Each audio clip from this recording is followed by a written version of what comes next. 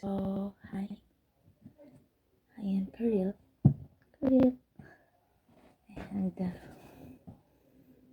this is the first night of me doing something na gusto kong mas ma-create yung fire ko back to doing art, like writing, composing, maybe trying to paint also or draw. Kasi may time na ako ngayon compared to the past few months. And yeah, I'll just try to write again. I don't know if ano pang topic, but gusto ko lang bumalik magsulat ulit. And now, maybe I can write again kasi wala akong kasama dito sa apartment. And mas kaya kong magsulat or gumawa ng something pag wala akong kasama or pag wala akong nakakakita. Okay lang kahit may makatinig basta wala akong nakakita sa akin kasi nahiya ako.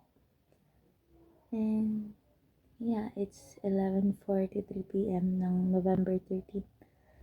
Hindi ko alam kung i-release ko to or what. But first things first, I would like to write something for myself muna. Ako gumawa ng for other people. Hindi ko alam kung ano ang gagawin ko. Like handwritten ba or type or what. Maybe I'll just try to start with something na handwritten. Pero kasi pangit ang penmanship ko. Pag idadiretso ko siya dito, bumili kasi ako ng pag idadiretso ko siya dito, baka kasi maano lang ako. Masayangan lang ako sa page. Maybe I'll just start with magsulat ako from to here. Yeah, sorry for the mess. That's life. Yeah, maybe I'll just start writing here.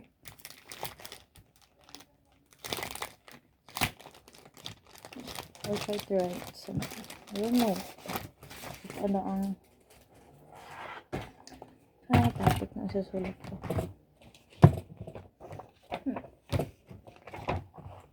I want to write something for myself. Or ano mo na yun. Maybe something na I'd like to read after grad.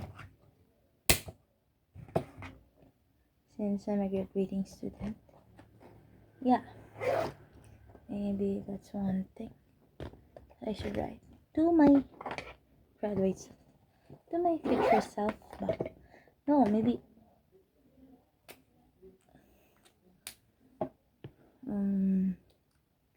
should I write something for my grad, for me to read after grad, for me to read before grad, and magto-22 na din kasi ako this December. Maybe that's something that I should write muna for me to read.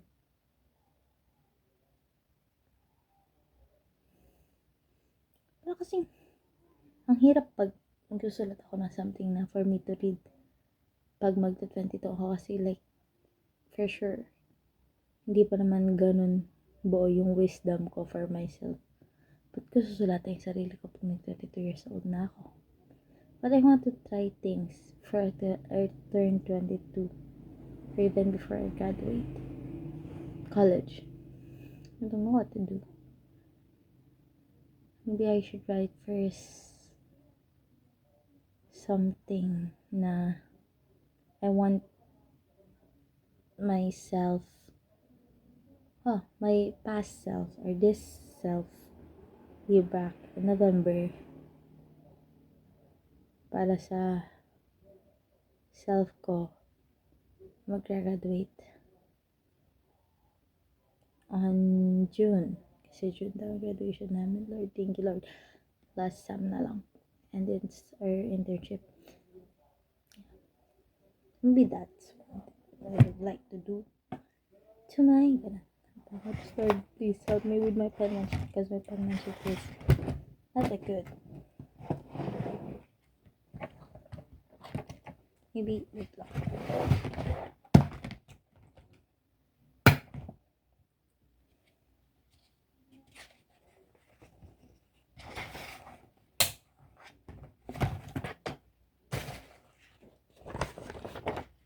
Okay, we're writing first.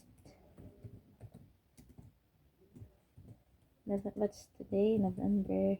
Negatibo.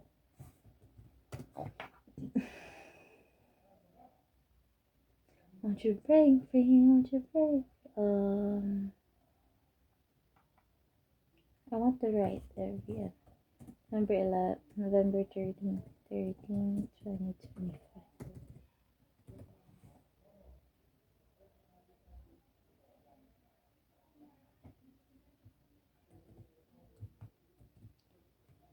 Date. Art. My art today is a letter for my graduating self. Uy! Graduating or graduate self? Graduating. For the day for my graduation.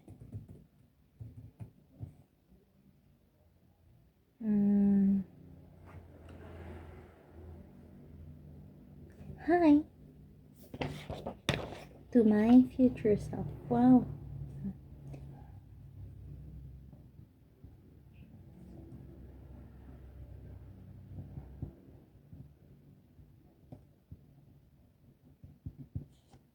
To my future self. Hello. Okay. Dapat penmanship kasi. So, maliliit. To my future self.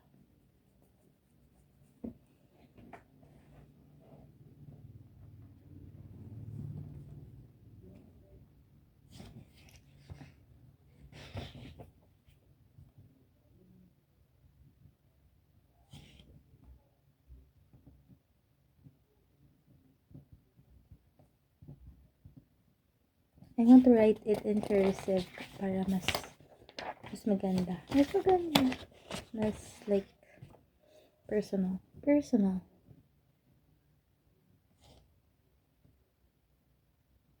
Why naman?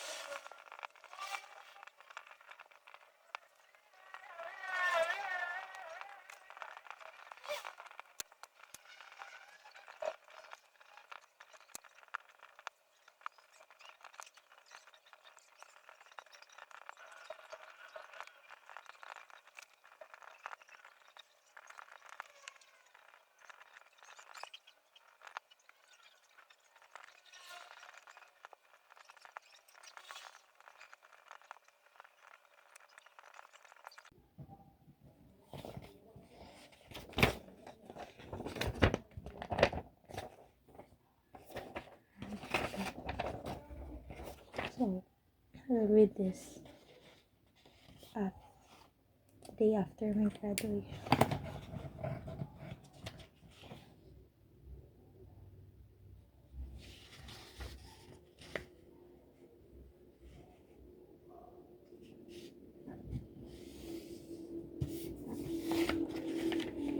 Ang tanong, saan ko siya i-keep?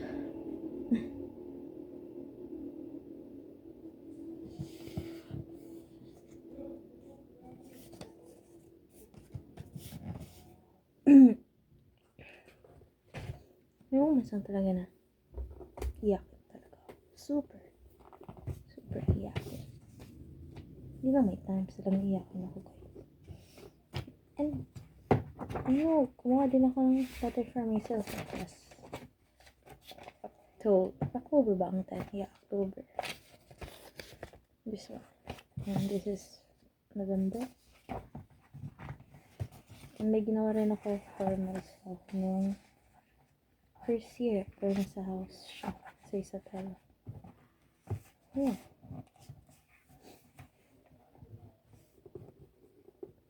I don't know if I'll share it with you guys, but maybe not because it's too personal. Too personal. Yeah. Done. Ang first na art for the day. For today. Kasi namiss ko lang din mag-film. And I do really like talking to myself. Maybe it's not good for others, but yeah, it's something that I really like to do. Para din makapag-isip-isip, ganun. At hindi mo bored. Yeah. Maybe you should also try to write something for yourself. If you're graduating, write something for yourself, for your future self. Or kunyari, pag may problema ka ngayon, magsulat ka ng something for your future self. Kunyari, problema mo is about academics, ganun. Tapos pag graduate ka, or like mag-moving up ka, basahin mo yun. Sabihin mo na, salamat kasi hindi ka nag-give up sa sarili mo. Salamat dahil pinagpatuloy mo yung laban kahit alam mong mahirap. Salamat dahil naniwala ka na matatapos mo. And I know your past self is super proud of you. Parang ganun lang. Just to wala yung parang bigat sa nararamdaman mo. Kasi syempre, ikaw lang din naman ang tutulong sa'yo. Except, I mean like, yes, ikaw ang tutulong sa sarili mo, pero God is with you. Praying na okay tayong lahat. Yung life nating lahat was good. I know na katatapos ng bagyo. Sana okay ang health ng lahat. Sana safe ang lahat. Kasi ang hirap lang na gusto mong tumulong pero hindi ka makatulong.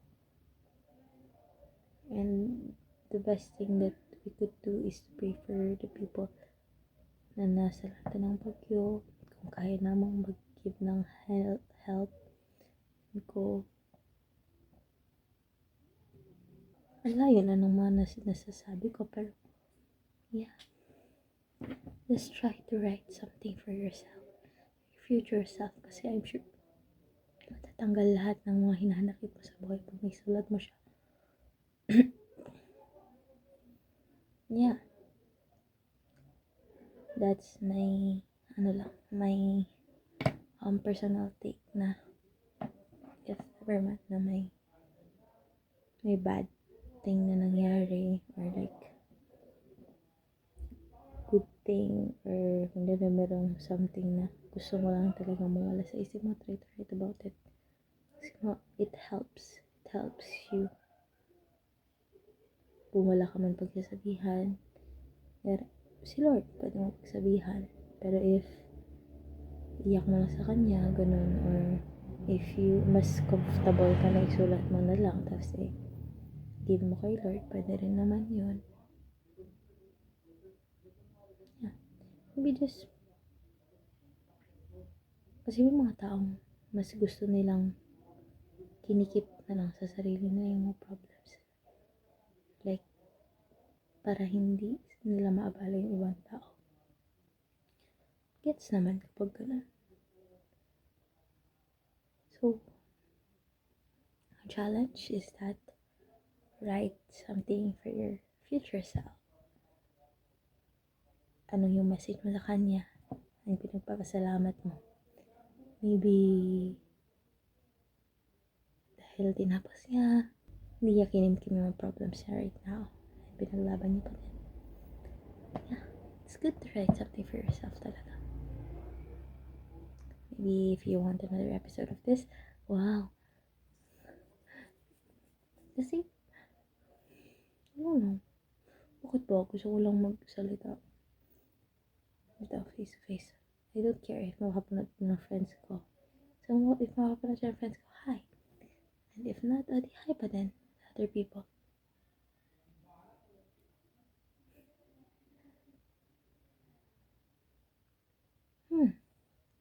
Galing, no?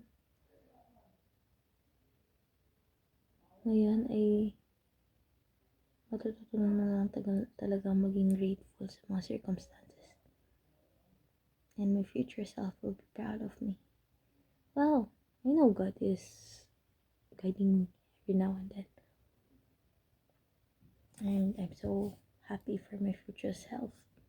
Kapag nabasa niya yung message ko sa kanya, alam kong pinaglaban niya lahat, ginawa niya yung best niya.